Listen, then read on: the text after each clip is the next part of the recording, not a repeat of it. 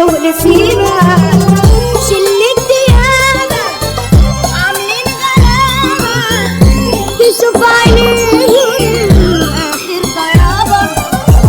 طبع الرجولة فعال ولا كانوا قلنا وقال واللي عايش شمال يخاف بجد ما يختشي.